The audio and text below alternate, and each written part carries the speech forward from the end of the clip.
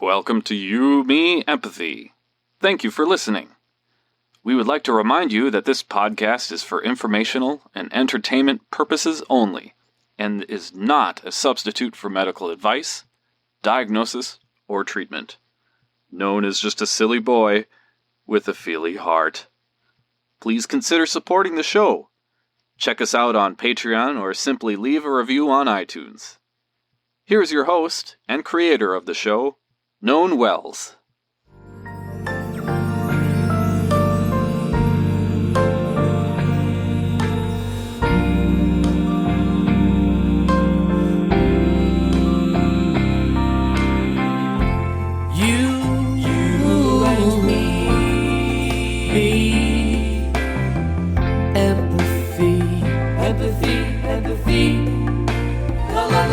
La la la la. You, me, empathy. Yeah. La la la. Welcome to You, Me, Empathy, a podcast about exploring the struggles we face in our day-to-day lives as humans trying to get by on this wondrous and overwhelming pale blue dot. The intent of You, Me, Empathy is to talk openly, without judgment, about our mental health, our neuroses, our shared anxieties and worries, to create a dialogue that is vulnerable and deeply human and empathetic, and to share that dialogue with others to inspire emotional and cognitive collaboration and insight, so we can, hand in hand, break down the stigma that make us feel shame and guilt for struggling, for feeling our feelings, for hearing Scooby in the background, and also for being feely humans. You, Me, Empathy is a safe, friendly space designed to inspire the beauty in each of us. Today, I am here by myself. In fact, I am here to do a special episode 86 AMA. I'm doing it because it's my 38th birthday. Actually, my 38th birthday was just this past week, a few days ago, and I took a lot of questions from Twitter and from Instagram and from Patreon and from Facebook, and I'm going to go through each of those today and probably talk about a bunch of other things as well, because I am prone to verboseness as well as tangents. I love a good tangent. Tangents are great. Tangents is where we find unexpected beauty, right? So that's what I'm doing today. There's no guest. It's just me.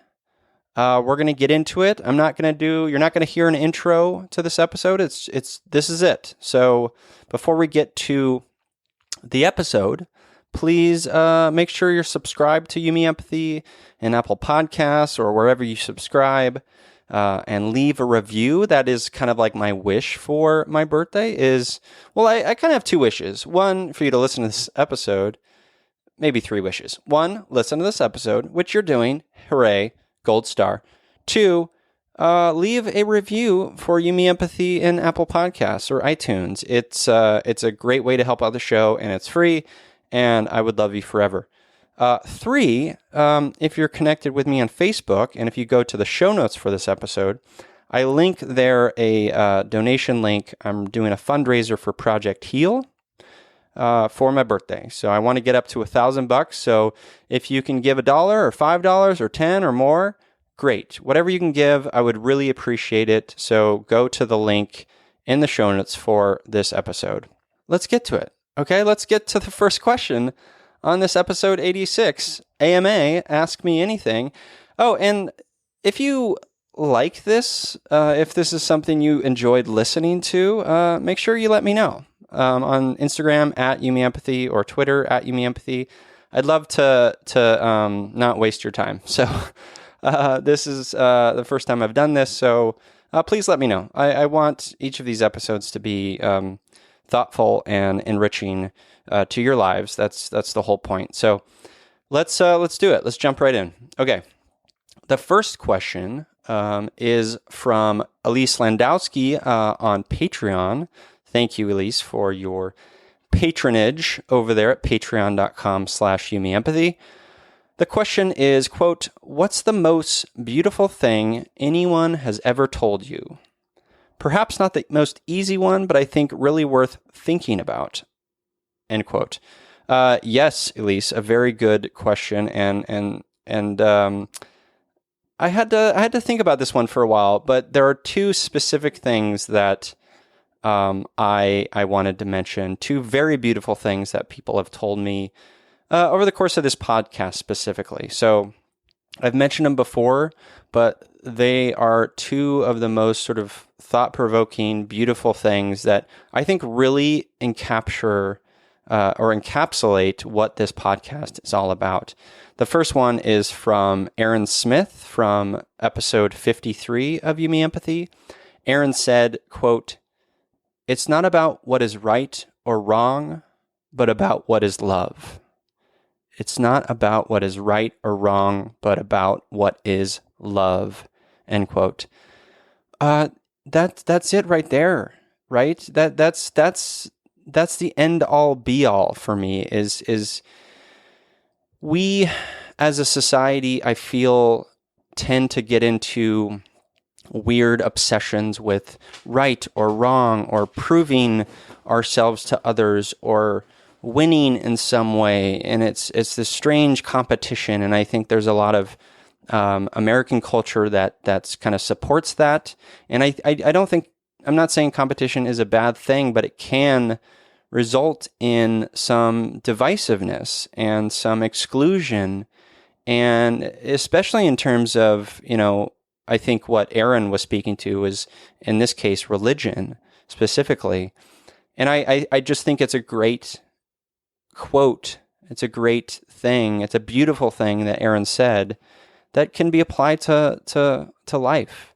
Stop thinking about what is right or wrong or what we should or shouldn't do or this or that. It's really about what is love. So the things we do should be representative of love and love in our hearts whenever we're interacting with other humans. That's the thing I think about a lot, and I'm not always successful at it, but I love it. So that's beautiful, beautiful thing number one from my guest, Aaron Smith.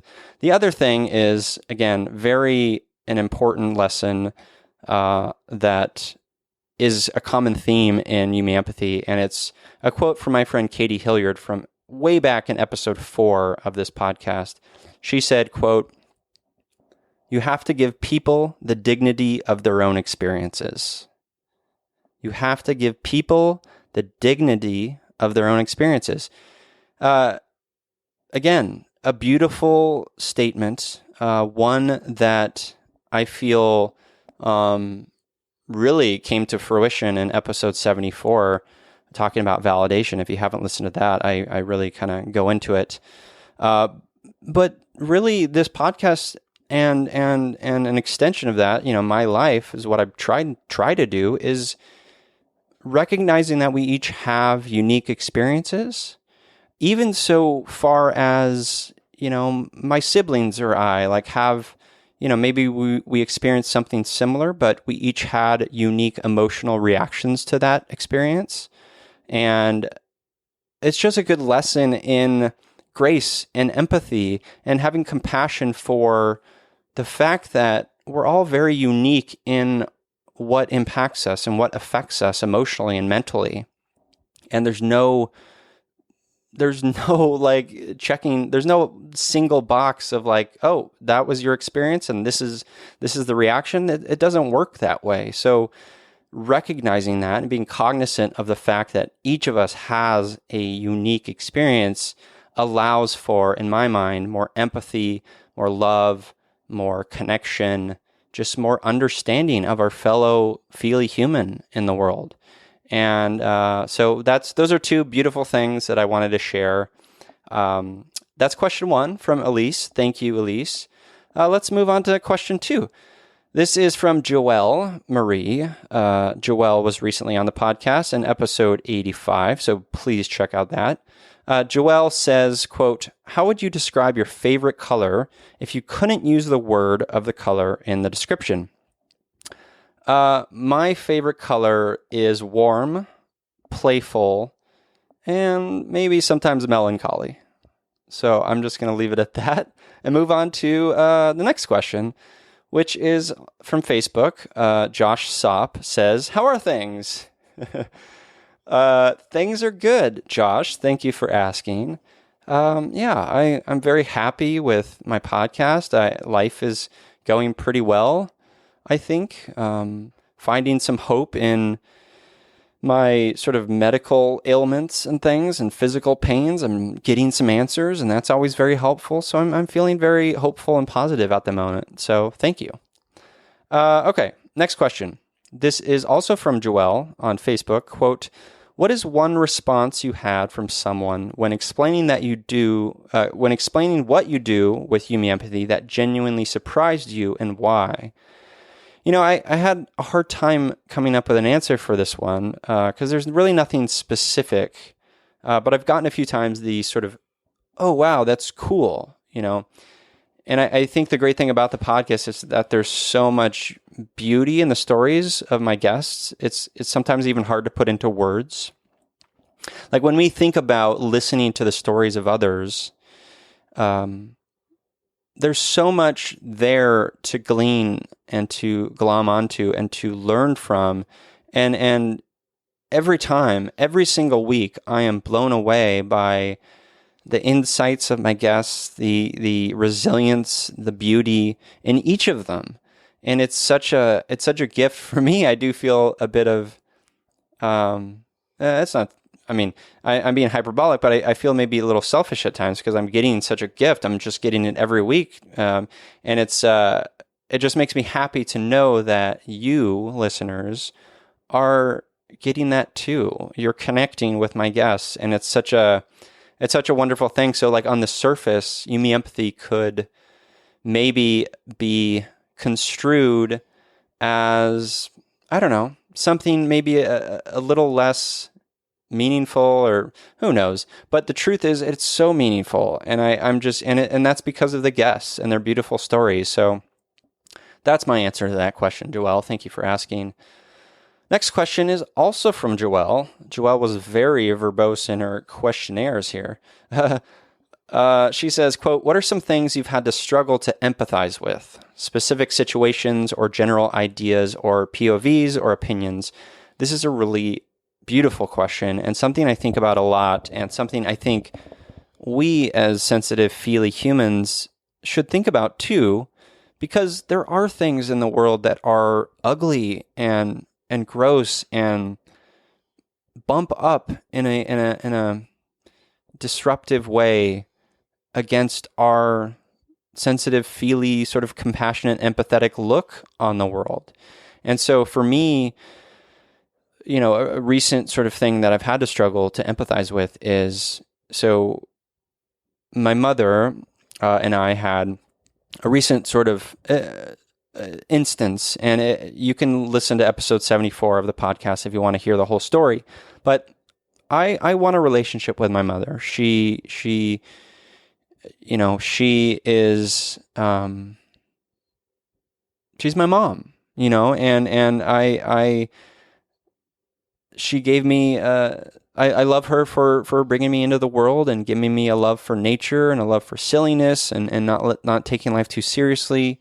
But she told me to my face that what I'm doing with this podcast is negative, and that I need to shut up about talking about my mental health. And she said I was lying about harming myself. And she said I had no morality and I'm a negative person. And that was hard to take. That was really hard to take, And again, I spoke about that instance in episode 74 in depth. I think a previous version of me would have just maybe cut it off from there and said no, and I don't deserve that, and walked away maybe, and maybe okay with not having that relationship any longer. But I don't want that. I want a relationship with my mom, and she's having a hard time and maybe can't see the beauty in sharing our mental health stories.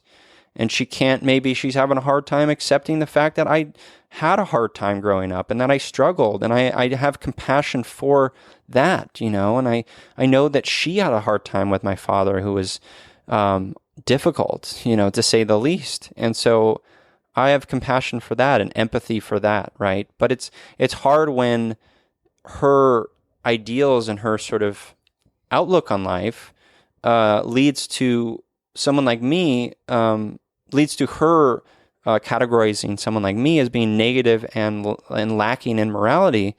And I, again, a previous version of me would have been just so upset with that and so angry, maybe. But the most beautiful thing and one of the hardest things about empathy is meeting people where they are and truly seeing them and accepting them. So my mom, being a very right-leaning sort of conservative Christian, I would say I'm on the opposite end, right? I'm more liberal and progressive, and I'm about human rights and equality and things like that, and we just don't see eye to eye on those things. So I do have a hard time with anything that to me is like anti-human, things like bigotry and homophobia and racism and these things that are exclusionary and not about meeting people where they are and accepting them for who they are. And so those things I struggle with, in terms of empathy. And I'd imagine you struggle, listener, with that sometimes too. And I'd love to hear your thoughts about that. So let me know. Let's move on to another question. This is from Marjolaine in the Facebook group. I hope I'm pronouncing your name correctly, Marjolaine. It's a beautiful name. Again, Marjolaine is in the private Facebook group for You Me Empathy. So if you're not in that group, make sure you go check that out. It's at facebook.com/groups/You Me Empathy. Okay. Marjolaine says, quote, "What is your birthday gift to yourself this year? Is it something material or immaterial or perhaps one of each?" Really great question, and I love it because it makes me happy thinking about it. So a couple of things I'm doing for my birthday. I'll be working during my birthday. In fact, I'll be down in San Diego working. But after my work trip, I am going to go backpacking in the Sequoia National Forest with my partner and my friend David and Tyler. And I love backpacking. I love camping. I love being out in nature and just kind of wandering and just allowing the beauty of nature to just kind of take me in. I get so much grounding and joy from being in nature. So we're going backpacking, which is going to be fun. And then Jessica also got me a pair of overalls for my birthday. Overalls, these are denim overalls, so they're jean overalls. And they're adorable, and they have a little pocket. I actually, for this episode, the social image is a picture of me in these overalls. I've been wanting overalls for a long time. They've been on my wish list, and Jessica, my partner, graciously got me a pair, and I love them, and they're hilarious and adorable, and they make me very happy. And then the other thing I'm going to be doing, and Jessica got me, is I'm going to be getting my first facial, something I've never done before. But treat yourself, right? Self-care. I mean, yeah, I'm gonna get a facial, and I'm excited. I've never gotten a facial, so I don't know what to expect, but I'm excited for it. It should be a nice sort of relaxing time, and I'll let you know how it goes. So thank you for that question, Marjolaine. Marjolaine also asked, quote, "What is the biggest positive, eye-opener, surprise, amazement you've experienced so far since starting the You Me Empathy podcast?" There are so many, and I'm just going to name one, and this is one that really sticks with me. So Monica Felton, at MON Felton, Mon Felton on Instagram, reached out to me a few months back via Instagram and just shared how my story and the story that I shared on the Mighty and on You Me Empathy, and how the podcast has helped her be a better mom, as she put it, mom, to her son. And when I first read those words, I wept. I was so touched and moved to think about this beautiful woman and mother all the way in Australia, listening to me gab away and talk about my feelings and being moved by that, and allowing that story to give her and her son some insight and a bit more beauty and sort of emotional clarity maybe. And it just reassures me that I'm doing the right thing here. And I will never forget Monica reaching out to me, and I'm just so grateful for that moment. It's such a beautiful moment, and it's a good reminder for you listeners to reach out. If you are touched, if there's something in one of my guest stories that really connected with you and resonated with you and allowed you to maybe look at your mental health in a different way, let me know, because those things really truly are, one, they make my day, and two, it's what this is about. And so I really love to hear that, and just it's a great reminder for me that I'm doing the right thing here in this podcast. So thank you for that question, Marjolaine. Let's see. Let's move on here. This is also a question from Marjolaine. She's got a few. Quote, can you elaborate on some developments regarding You, Me, Empathy? Will there be a book, for instance, or a graphic novel starring Tony and you doing some of the wonderful handstands? Will you do a tour, perhaps, sharing your experiences so far? First of all, look at you, Marjolaine, being so gracious in your questions. I don't want to appear to be too navel-gazy. Maybe this whole episode is very navel-gazy. Anyways, I don't care. It's very wishful thinking, but I also have all of those wishes too, Marjolaine. In fact, I am working on a business idea. I know I've mentioned it, in itties and bitties. I know I mentioned it in small part before, a little bit here and there. I'm not going to say too much at this point because it's still very, it's not concrete yet. But it will be a very natural extension and progression from You, Me, Empathy. It will be about meeting people where they are. It will be about promoting empathy and vulnerability and emotional wayfinding. It will be about doing this type of work, but hopefully, fingers crossed, on a much bigger level, and in businesses and schools and things like that. I won't say much more. I have a lot of ideas, and I promise you, I will share with you, because you guys, you feely humans, you're the perfect audience for what I'm building, and I hope you'll be as excited as I am for it, because it is very exciting, and I'm working on it with my dear friend Bryn Woodley, who was a guest on You, Me, Empathy, and she's a exceptional letterer and designer in her own right. And so we've been working together on the plan, the business idea. So once I have more information, I will definitely share it with you. I hope you're as excited as I am about it, because it's gonna be awesome. A book, graphic novel would be amazing. I have a goal of writing a book someday. In fact, that was my goal at the start of 2019, actually. But life and brighter, shinier goals took over, i.e. the business idea.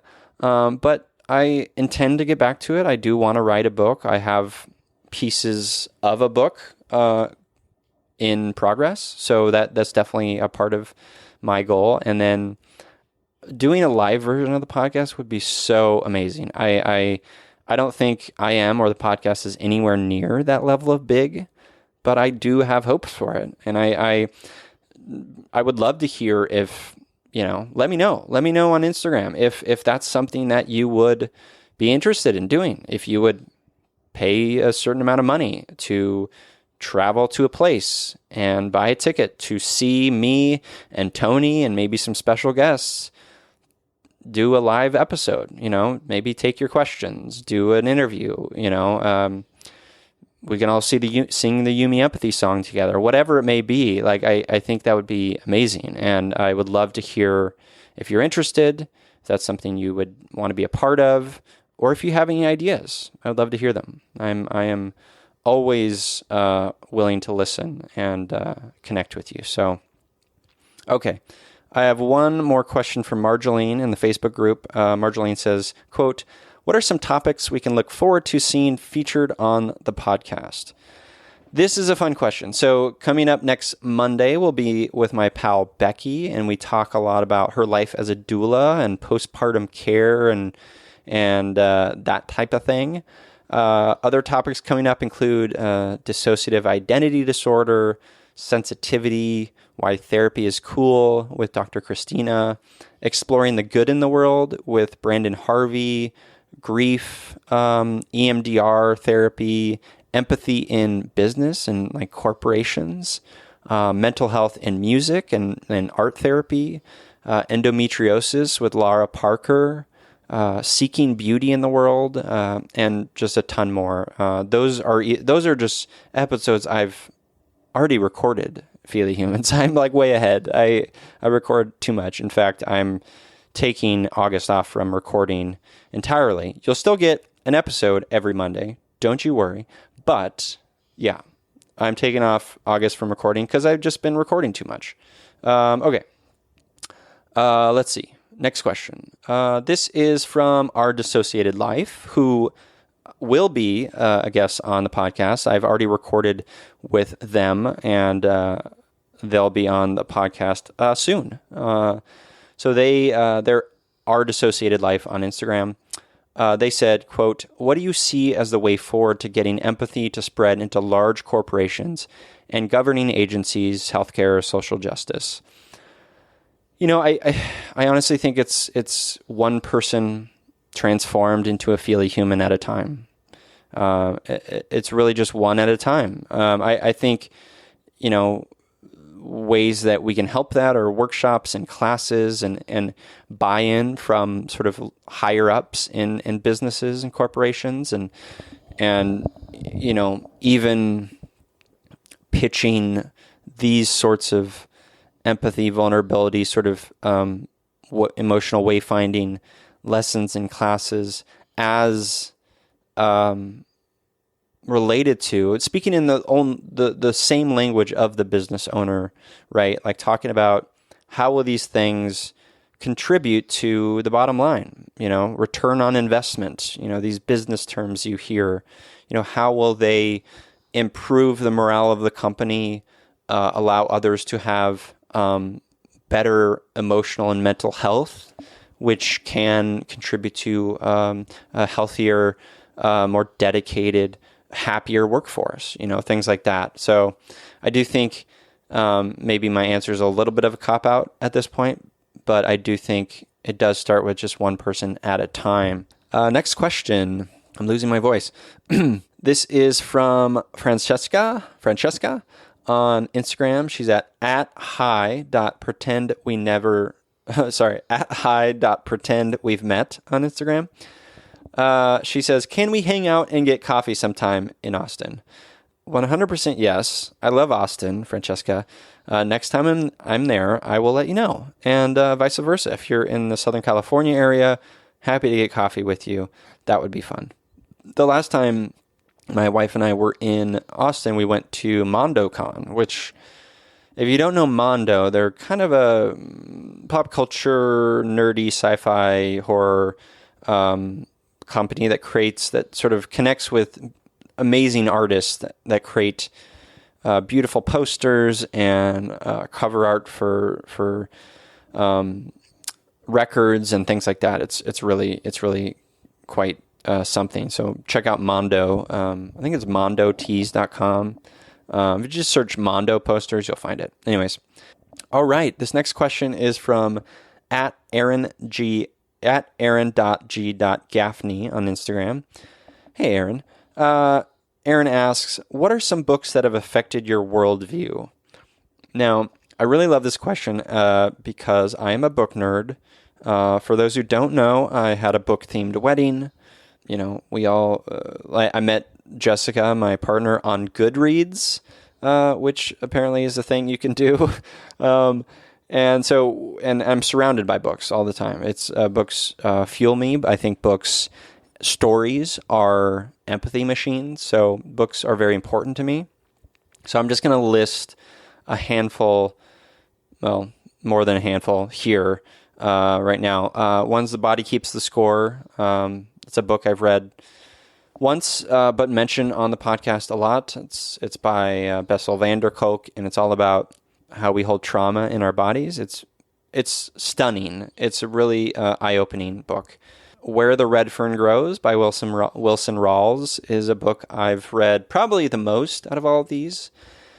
It's a children's book, but I read it as a kid, and I still read it as an adult from time to time. But it's about a boy and his dogs in the woods, and they go on adventures, and it's very sad. But I connected so much and connect so much to Billy Coleman, the main character in that book, and it just, because that's kind of what I did growing up. I love to kind of go off and wander in the woods and find solace in the woods and with animals and get away. I needed to get away, and Billy Coleman had that pull as well, and I just love it so much. Les Miserables by Victor Hugo. I love that book because it's a story about redemption, and it's beautiful, and it's a wonderful play as well, musical, I should say, with amazing music. And if you haven't seen Les Mis on Broadway or just your local theater, it's amazing. I grew up listening to the Broadway cast recording on CD and tape. That's a thing that existed. So Les Mis, you gotta love Les Mis. The Call of the Wild is another one by Jack London. Like Where the Red Fern Grows, it's about a guy in the woods, and I love those stories. The Amazing Adventures of Cavalier and Clay by Michael Chabon. It's a book I read twice. It's an epic, sprawling book about two cousins in 1930s New York City. They start a comic book. There's war, there's love. It's so beautifully written. Michael Chabon is one of my favorite writers, and it deals with LGBTQ relationships, and it deals with being who we are as people and pursuing passions, and it's really beautiful. I love it. So if you haven't read The Amazing Adventures of Cavalier and Clay, pick it up. It's wonderful. Another one that I kind of thought of at the last minute is called Losing My Religion by William Lobdell. And William Lobdell was, if I remember correctly, he was raised as a Christian, and he kind of grew up in that, and the whole, it's nonfiction. The whole book is about him coming to terms with falling away from his religion, and that's I read that during the time where I was, I had left my sort of upbringing, my Christian upbringing, and I was reading a ton of these types of books, and this is one that stuck with me. I felt it was very respectful and beautiful, and I appreciated all his insights, and I very much related to it a lot. So that is Losing My Religion. Another one at that time, it's less respectful, but it's so well written. It's called God Is Not Great by Christopher Hitchens. Christopher Hitchens was a notorious curmudgeon and had some, not nice things to say about certain religions, which I don't appreciate. But this book I felt was very informative for me, and I really appreciated his writing and his mind. Another book, more recent book, Little Panic by Amanda Stern, and Amanda was a guest on the podcast. And I really loved Little Panic because it really beautifully shows what anxiety can look like in people. And as someone who struggles with anxiety, I really appreciated that. Another one is Charlie and the Chocolate Factory. Really all Roald Dahl books I loved and connected with. I love the whimsy. I love the silliness of them. I love the worlds. I wanted to be in those worlds, you know? I wanted to hang out with Charlie and, look at the twits and hang out with the witches and, all these like wonderful characters. And I liked it because it had a underpinning of darkness too. It wasn't all like puppy dogs and roses. There was some darkness to it, and I appreciated that as a kid, and I appreciate that now because that's life. Life has some darkness to it, and it's not necessarily a bad thing. So I really appreciate Roald Dahl for that. The Giving Tree is one that's just a beautiful children's picture book. I love and makes me cry every time I think about it. Where the Sidewalk Ends, Shel Silverstein.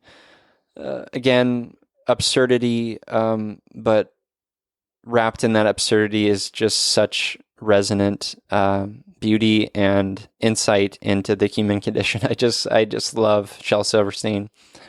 Other Voices, Other Rooms by Truman Capote is probably one of the best written books I've ever read. It's his first book, and it's amazing. Into the Wild by John Krakauer. I didn't appreciate the character of Christopher McCandless, I think it was his name. He felt like a bit of a selfish punk to me, but I did appreciate some of the messages in there about environmentalism and the impact we make on the earth and sweet, sweet Mama Nene. And then the last one I'll mention is The Sun Also Rises by Ernest Hemingway. Hemingway, again, was another one of those characters who, had some misogyny issues, had some violence issues, but he was an amazing writer, and he kind of was one of the writers that kind of like inspired me to write myself early on. And The Sun Also Rises is a story that inspired me to travel, and also I could get this from Hemingway, but it inspired in me. I have a kind of chaotic streak in my life, and I have a bit of, not fatalistic, but a bit like,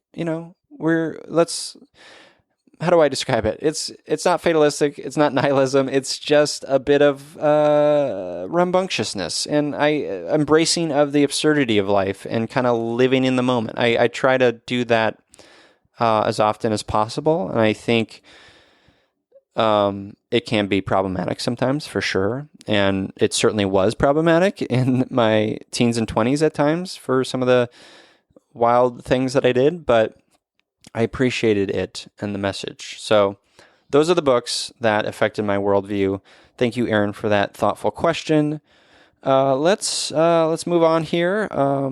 This question is from Katie Foxwood. Katie is at Katie_Foxwood on Instagram. She asks, how did You Me Empathy start? How do you balance work, personal life? Also, do you have a job other than You Me Empathy? Okay, so how did You Me Empathy start? So after writing about my story a bit and sharing a little bit like on a blog and just kind of with people in my, my direct vicinity, I realized I wanted to create a more sort of resonant and intentional beacon for mental health awareness, and feeling like I didn't have a safe space growing up, I wanted to create that safe space. So that's kind of how it started. It really came together pretty fast. I worked on the concept and started booking guests, it took about 3 months, just the whole sort of thing, and then launched it, and it's been going ever since January 2018. It's less than 2 years old, which is crazy. Before You Me Empathy, actually, I ran a podcast called Joy Sandwich with my partner, Jessica. We did that for 4 years, only release an episode every 2 weeks, but you can actually still access all of those episodes. It's a lot sillier than You Me Empathy. It's but about embracing joy in life. So if you like that sort of thing, check it out. You can still access all the episodes on my website, which is knownwels.com, NONWELS.com. And what else? How do I balance work, personal life? I just try not to overdo it. It's still such a new thing, this podcast, in the grand scheme of things. So it still fills me up so much. It still just reaches in my heart and makes me so happy, and so, I don't feel like there's ever going to be any burnout. The part of the reason for me taking August off from recording is, maybe giving myself a little of a break.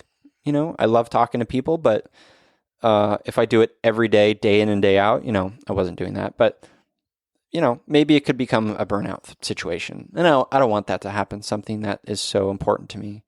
So I just try to be mindful of that and, take time when I need to and, that sort of thing. Do you have a job other than You, Me, Empathy? Yes, I do have a job. I'm a writer, editor, solutions person for Pat Flynn. So before that, I worked for a little editorial agency called Winning Edits. Before that, I did a bunch of writing and editing for various companies and freelance stuff. And Winning Edits, we had been working with Pat Flynn of smartpassiveincome.com for many years. And we, just this past January, we, became his full-time team. So now we're Team SPI, and Pat, if you don't know, is he helps people out in online business and starting their thing. And he's really sweet and nerdy, and he has a huge heart. And I'm super grateful for the opportunity to work for him, because he's just, I've had jobs in the past where, you work in corporate environments where you just have like the machismo, you got to crush life all the time, that sort of thing. And Pat is the farthest from that as possible. He's a nerd. He's a dork. He's cheerful and joyful, and he's passionate and works hard, and he cares about serving others and making the world a better place. And that is a dream job for me. So I work from home. We're all, the whole team, there's only like 10 of us or so. And we all work from our respective states, and it's lovely and beautiful. So I love my day job. Let's see. Katie has another question. She says, what is your favorite quote on wellness, empathy, recovery, or just in general? I am going to read one of my favorite quotes of all time. This is from Carl Sagan, an excerpt from Sagan's book, Pale Blue Dot. And it's a thing I reference in the intro to this podcast all the time. And I mention it all the time. I use that word pale blue dot all the time. In fact, my wife and I are talking about getting a puppy right now, because Scooby is 12 and going on 13 in October, which thinking about makes me very sad. Oh God, it makes me very sad to think about. But quick sort of side avenue tangent. You guys, when Scooby passes, which hopefully will be in the year 2037, but when he does, I'm gonna need so much support. I don't know how I am gonna operate, but I'm not gonna think about that now. Anyways, the puppy. So the puppy is supposed to be a transition dog, and I'm bringing up the puppy because one of my name ideas for the puppy would be Pale Blue Dog, after Pale Blue Dot. So anyways, okay. I'm going to read this quote. It's kind of long, but I love it, and I hope you love it too. Carl Sagan says, quote, "Look again at that dot. That's here. That's home. That's us. I'm already fucking this up. I'm going to start over." Quote, "Look again at that dot. That's here. That's home. That's us. On it, everyone you love, everyone you know, everyone you ever heard of, every human being who ever was, lived out their lives. The aggregate of our joy and suffering, thousands of confident religions, ideologies, and economic doctrines, every hunter and forager, every hero and coward, every creator and destroyer of civilization, every king and peasant, every young couple in love, every mother and father, hopeful child, inventor and explorer, Every teacher of morals, every corrupt politician, every superstar, every supreme leader, every saint and sinner in the history of our species lived there, on a mote of dust suspended in a sunbeam. The Earth is a very small stage in a vast cosmic arena. Think of the rivers of blood spilled by all those generals and emperors so that, in glory and triumph, they could become the momentary masters of a fraction of a dot. Think of the endless cruelties visited by the inhabitants of one corner of this pixel on the scarcely distinguishable inhabitants of some other corner. How frequent their misunderstandings, how eager they are to kill one another, how fervent their hatreds. Our posturings, our imagined self-importance, the delusion that we have some privileged position in the universe, are challenged by this point of pale light. Our planet is a lonely speck in the great, enveloping cosmic dark. In our obscurity, in all this vastness, there is no hint that help will come from elsewhere to save us from ourselves. The Earth is the only world known so far to harbor life. There is nowhere else, at least in the near future, to which our species could migrate. Visit, yes. Settle, not yet. Like it or not, for the moment, the Earth is where we make our stand. It has been said that astronomy is a humbling and character-building experience. There is perhaps no better demonstration of the folly of human conceits than this distant image of our tiny world. To me, it underscores our responsibility to deal more kindly with one another and to preserve and cherish the pale blue dot, the only home we've ever known. End quote.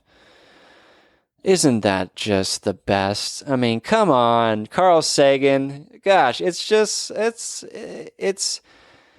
love it so much because, again, this is what we have. This right here is what we have. So let's make the best of it. Let's treat each other with compassion and respect and love. Let's cherish this planet because this is what we have. This is what we have right now. And so that quote, Katie, is my favorite from Pale Blue Dot. So, okay, moving on. Let's see. We've got a few more questions here. Where am I? I'm losing my place. Okay, this is from also Katie. Gosh, Katie. Again, being very verbose in your questions. She says, fave movie of all time, fave TV show currently. Gosh, that's really tough. But I'll name a few of my favorite movies. Willow, White Fang, Nausicaa of the Valley of the Wind, The Iron Giant, Toy Story, Rope, Buck, The Thing, Lady Bird, and my favorite TV show currently is Fleabag. There's only 2 seasons. It's on Amazon Prime. It's crass, but it's so good, and it's really about grief. So get on Amazon Prime and watch Fleabag because Phoebe Waller-Bridge is a genius. Okay, another question from Katie. What are some life goals? What are some you've achieved? So I mentioned the business. That is definitely a goal of mine. I want to write a book. I want to create a storytelling series that is inspired from You Me Empathy. And I want these people as guests on You Me Empathy. Jamila Jamil, Brene Brown, Will Wheaton, Pete Holmes, Johnny Sun, Glennon Doyle, Rachel Hollis, Brie Larson, Emily Gordon, Rachel Bloom, Nora McInerney, Felicia Day, Glenn Close, Gemma Correll, Emily McDowell, Dax Shepard, Kristen Bell, Jonathan Van Ness, Kate Spencer, Dory Shafrir, Phoebe Waller-Bridge, Mindy Kaling, Lin-Manuel Miranda. So if anyone knows those people that's listening, let them know that I would love to have them as guests on this very podcast. I've actually reached out to some of those folks, so hopefully maybe some of that will happen someday. Fingers crossed. Okay. Goals I've achieved. Let's see. I haven't been very good about creating actual concrete goals in my life. It's all sort of a wash and a bit chaotic, but I did have the goal of creating You Me Empathy, and so far it's going well. I had a goal of running a marathon. I did that. I feel travel is very important to building empathy, and I think one of my sort of early goals in my life, even before I met Jessica, was to travel more and to specifically travel within the United States. So I've been to, I think, most states except maybe 4 or 5, and yeah. So those are some life goals achieved. Let's see. Now, this is a question from Kat Harrison. She's at XOCat, XOKAT on Instagram.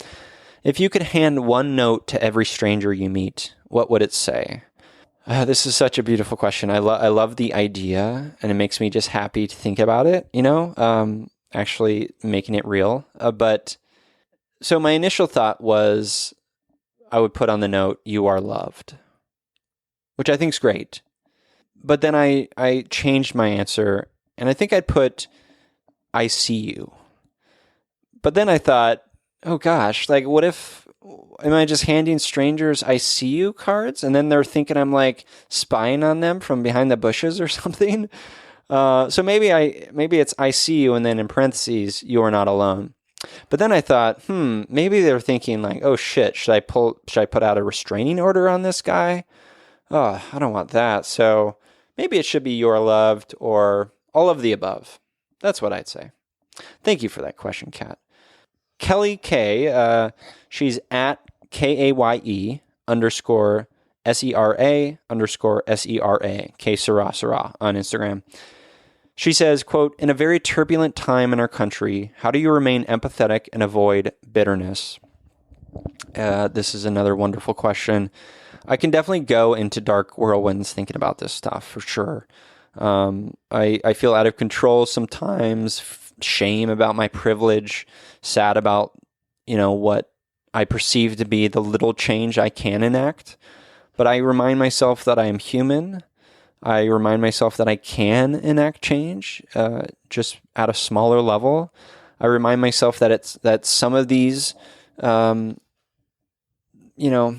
turbulences, some of these heartaches, some of these awful things that we as humans witness, on the news and whatnot, sometimes can derive out of fear and ignorance and lacking in love and empathy. And so to me, that says, maybe there's hope in reaching one person at a time in love and showing them the way of empathy and vulnerability and emotional intelligence and clarity, so that's what I do.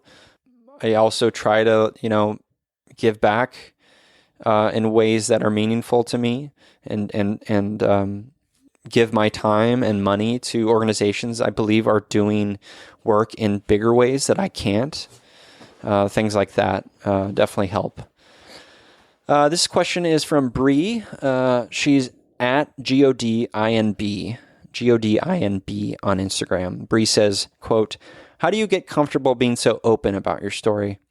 I think it just takes time. It takes experience. It just takes you to start doing it and talking to people.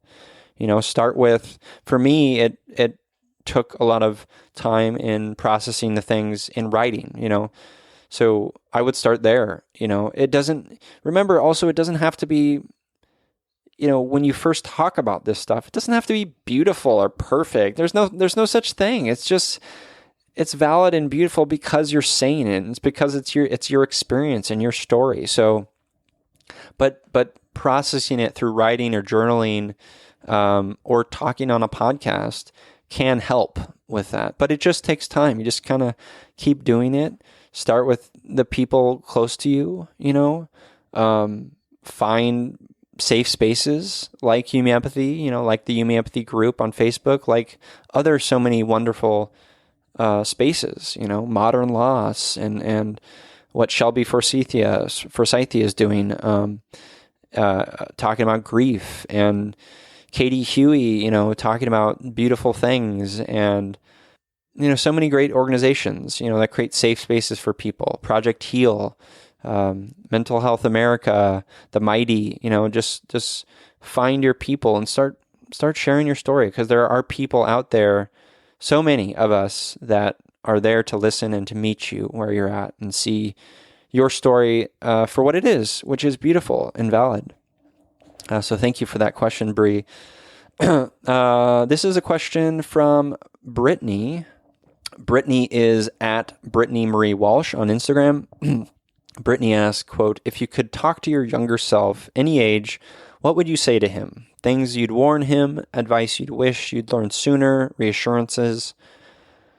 You know what? I'd tell him that his sensitivity is a strength, not a weakness. It's not something to be ashamed of, that it feels bad now, but it will be your guiding light going forward. That's what I'd say. Growing up, I am very sensitive, but growing up, I was a sensitive boy without scaffolding, without the people who I felt were safe, right? And so hearing that for me, telling that little boy that, what you're experiencing now is your sensitivity is a strength and will be a light for you going forward and for others. That would have been amazing, So thank you for that travel back in time, Brittany. We have a couple more questions. Are you hanging in there, listeners? This is going on forever, and I love it. And I love answering these questions because they're such great questions. And I'm starting to lose my voice, which is great. I love that. And I hope this is meaningful to you. Again, let me know if it's not. In fact, don't let me know. Just let me know if you'd like to hear something like this again. Okay. The penultimate question is from at Halcyon, HALCYON _A on Instagram. Halcyon _A says, quote, what helps you keep going with all the things, life, work, people, when you feel exhausted, burnt out, and just want to lay down? What keeps me going is knowing that one Feel a Human story can make a world of difference for someone else. It's why I keep doing this podcast. It's why I keep sharing my story. It's why I want to connect with every one of you. It's why I keep at this, so that's kind of what keeps me going, The last question is from Anton Evers on Patreon. Again, patreon.com/youmeempathy is a place where you can support the show if you want. For as little as 25 cents an episode, it's an easy way to support the show financially. Again, for as little as $1 a month or 25 cents an episode, and you get some, goodies and things. Okay. Anton asks, quote, what is your favorite outside activity? He says, I myself am allergic to cats and my apartment is too small for a dog, but I love going outside petting other people's pets, cats included, or just going out and wander. Last week I observed a beehive for half an hour. I would love to hear what things you do or would like to do when you are outside, end quote. I love that question and I love the wander. Definitely wandering. I love a wander. I mentioned my backpacking trip earlier in this episode. I love going out in nature and kind of trying to get lost. My wife hates this about me, but it's something I like to do. I love running and hiking. I love trees. We have big old oak trees in our yard, and I love looking at them. I love hearing the little busy, happy bees kind of buzzing around the pollen in the leaves. That makes me very happy. I love camping. I love backpacking. I love swimming in mountain lakes.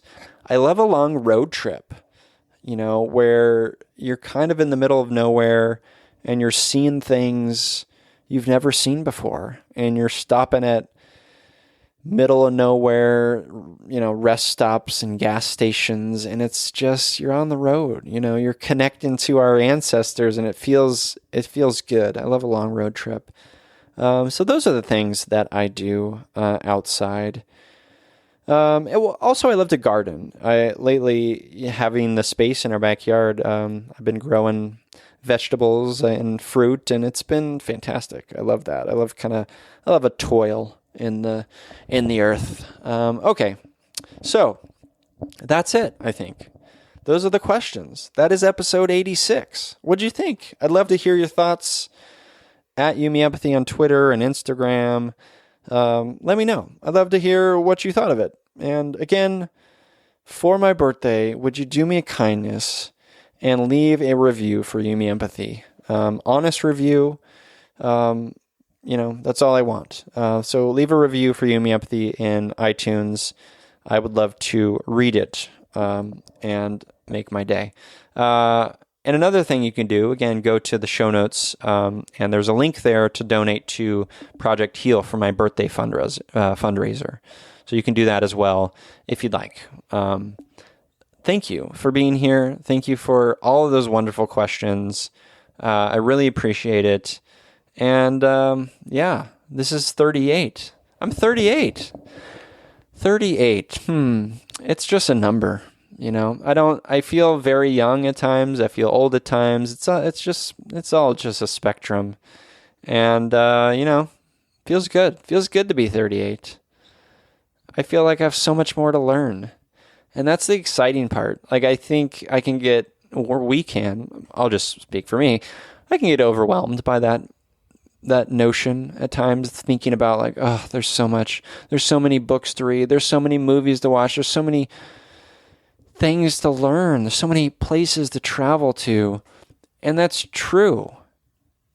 And the flip side of it, the different perspective on that is there's so many books. There's so many places to travel. There's so many wonderful movies to watch. And it's endless. And that's exciting because that's a life of joy and gleaning and learning. And gosh, listening to stories. Stories are the best.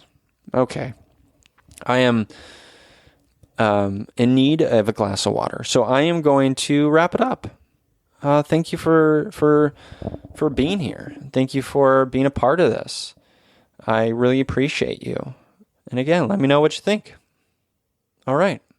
As always, dear listeners, dear feely humans, I'm here, you're here, we're here together on this wayward, overwhelming, awe-inspiring, pale blue dot. We have each other. It's You Me Empathy.